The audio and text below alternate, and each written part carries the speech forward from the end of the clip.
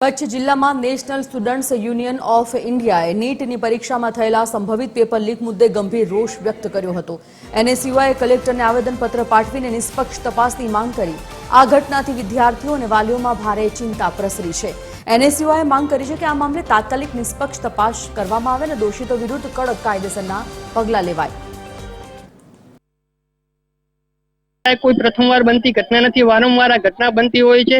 आपणे 2024 में जोईए तो 2024 में पण नीटનું पेपर जो फूट्યું હતું અને વારંવાર पेपर फूटता होय छे। नीटનું पेपर होय के स्पर्धात्मक परीक्षाના पेपर होय, क्यांक ने क्यांक पेपर फूटता आवे छे। तेना भोग समग्र विद्यार्थीओ बनी रह्या छे।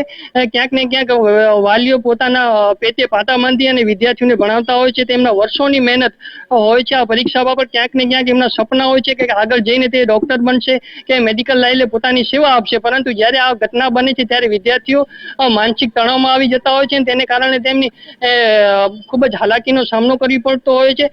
હું 2 વર્ષથી નીટ એક્ઝામ માટે તૈયારી કરું છું અને મેં સાથે સ્ટડી પર કરેલું છે એની માટે।